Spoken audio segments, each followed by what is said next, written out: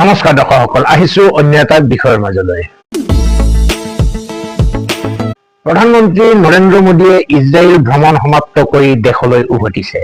দেখাত এয়া এটি অতি সাধাৰণ ঘটনা, কিন্তু এই ভ্ৰমণে সমগ্ৰ বিশ্বকে হিলাই দিছে। বিশেষকৈ পাকিস্তানকে আদি কৰি আৰৱ বিশ্বৰ চকুৰ টোপনি ধৰিছে। দেশৰ প্ৰধানমন্ত্ৰীয়ে ইজৰাইল ভ্ৰমণ কৰি আহিল, তাক লৈনো কিয় ইমান চিন্তিত হৈ পৰিছে একাংশ দেশ, সেই বিষয়ে আজি বিস্তৃতভাৱে আলোচনা কৰিবলৈ যত্ন কৰিম। ভিডিঅ'টো যেন শেষলৈকে চাবলৈ যত্ন কৰে আৰু আপোনাৰ অভিমত কমেণ্ট বক্সত ব্যক্ত কৰিবলৈ নাপাহৰে। আহক ভিডিঅ'টোৰ মাজলৈ যাওঁ। প্ৰধানমন্ত্ৰী নৰেন্দ্ৰ মোদীয়ে ইজৰাইলৰ পৰা এক গুৰুত্বপূৰ্ণ দ্বিপাক্ষিক ভ্ৰমণ সমাপ্ত কৰি ইতিমধ্যে দেশত উপস্থিত হৈছে। ইজৰাইলৰ প্ৰধানমন্ত্ৰী বেঞ্জামিন নেতানিয়াহুৰ আমন্ত্ৰণত এই ভ্ৰমণৰ আয়োজন কৰা হৈছিল। দুই দেশৰ মাজত থকা কূটনৈতিক আৰু বন্ধুত্বপূৰ্ণ সম্পৰ্কক অধিক দৃঢ় কৰাই ইয়াৰ প্ৰধান লক্ষ্য আছিল। ইয়াৰ দ্বাৰা কৌশলগত দিশত দুই দেশৰ মাজত সামৰিক সহযোগিতা বৃদ্ধি কৰা আৰু প্ৰতিৰক্ষা খণ্ডত নতুন বুজাবুজি কৰাৰ লক্ষ্য ৰখা হৈছে। বাণিজ্য, কৃষি আৰু প্ৰযুক্তিৰ ক্ষেত্ৰত পাৰস্পৰিক সহযোগিতা বৃদ্ধি কৰাৰ বাবেও গুৰুত্বপূৰ্ণ আলোচনা কৰা হৈছে। দেশত উপস্থিত হোৱাৰ লগে লগে কিদৰে আমাৰ প্ৰধানমন্ত্ৰীক বেঞ্জামিন নেতানিয়াহুৱে সপত্নীক এয়াৰপৰ্টলৈ আহি আদৰণি জনাইছিল, সেই কথা মোৰ পিছফালৰ বেকগ্ৰাউণ্ডত আপোনালোকে দেখি আছে। তেওঁ ইজৰাইলৰ সংসদতো ভাষণ প্ৰদান কৰে। মোদী মোদী ধ্বনিয়ে সংসদ ভৱন গুঞ্জৰি উঠা পৰিলক্ষিত হয়। সঁচাকৈয়ে আমাৰ দেশৰ প্ৰধানমন্ত্ৰীক কৰা এনে আতিথ্যই সমগ্ৰ ভাৰতবাসীৰ লগতে নিশ্চয় আমাকো আহ্লাদিত কৰিছে। প্ৰধানমন্ত্ৰী নৰেন্দ্ৰ মোদীৰ ইজৰাইল ভ্ৰমণে ভাৰতৰ আকাশী সুৰক্ষাক এক নতুন মাত্ৰা দিবলৈ আগবাঢ়িছে। এইবাৰৰ আলোচনাৰ কেন্দ্ৰবিন্দু আছিল পৃথিৱীৰ আটাইতকৈ শক্তিশালী প্ৰতিৰক্ষা ব্যৱস্থা আইৰন ডোম আৰু অত্যাধুনিক আইৰন বিম। কিন্তু কি এই আইৰন ডোম আৰু আইৰন বিম? আইৰন ডোম হৈছে এক চুটি দূৰত্বৰ আকাশী প্ৰতিৰক্ষা ব্যৱস্থা, অৰ্থাৎ যাক কোৱা হয় এয়াৰ ডিফেন্স চিষ্টেম। শত্ৰুপক্ষৰ ৰকেট, মিছাইল বা ড্ৰোন আকাশতে ধৰা পেলাই তাক লক্ষ্যভ্ৰষ্ট কৰি ধ্বংস কৰিবলৈ ই সক্ষম, যাৰ সফলতাৰ হাৰ 90%তকৈও অধিক। এইখিনিতে একাংশ লোকে ক'ব বিচাৰিছে যে আইৰন ডোম কিনিবলৈ গৈ ভাৰতে মূৰ্খামি কৰিবলৈ ওলাইছে। তেওঁলোকৰ যুক্তি হ'ল, কিছুদিন আগত মাথো হৈ যোৱা যুদ্ধত ইৰাণে নিক্ষেপ কৰা মিছাইলবোৰ ৰখাব নোৱাৰিলে আইৰন ডোমে। চিধা চিধি ভাবিবলৈ গ'লে কথাটো হয় যেনেই লাগে। আমি সকলোৱে দেখিছো কিদৰে ইৰাণৰ আক্ৰমণত ইজৰাইলৰ বহু অট্টালিকা ধ্বংসস্তূপত পৰিণত হৈছিল, কিন্তু কথাটো তেনেকুৱা নহয়।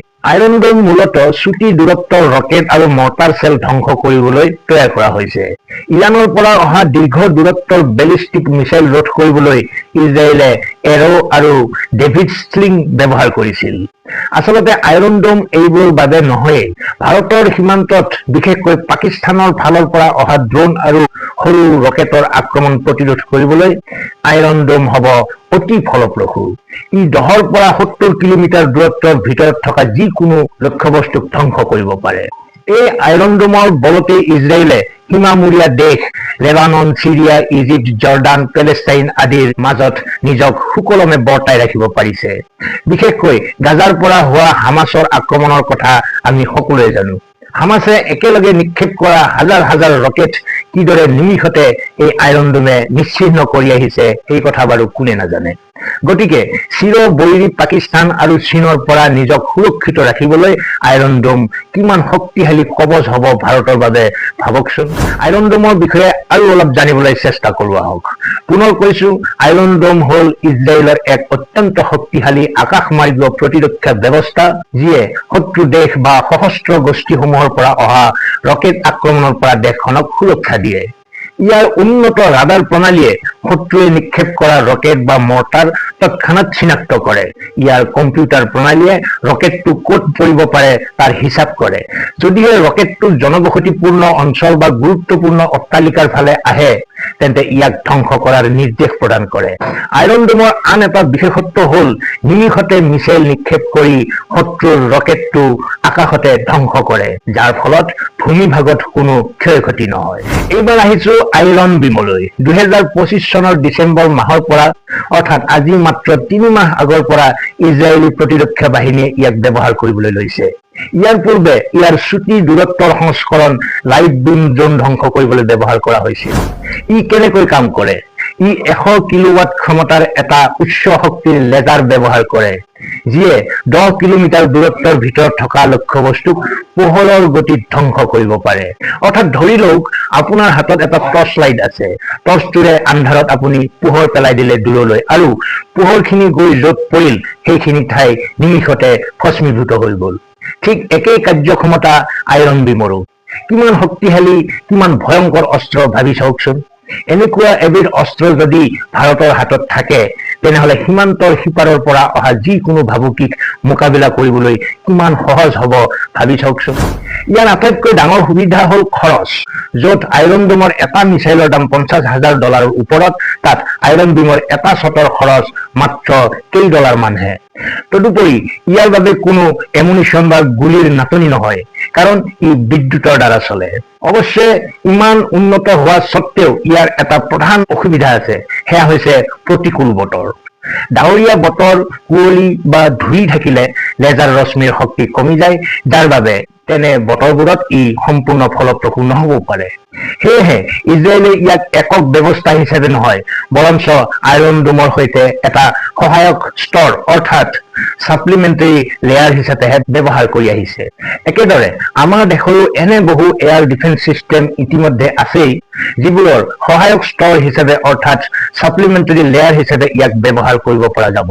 ভাৰতৰ বায়ুসেনাই নিজাকৈ তৈয়াৰ কৰা সমৰ অৰ্থাৎ সাৰ্ফেচ টু এয়াৰ মিছাইল ফৰ এচিউট ৰিটেলিয়েশ্যন আছে, যি কম দূৰত্বৰ পৰা অহা শত্ৰুৰ ড্ৰোন, হেলিকপ্টাৰ বা যুঁজাৰু বিমানক মুহূৰ্তৰ ভিতৰতে ধ্বংস কৰিবলৈ সক্ষম।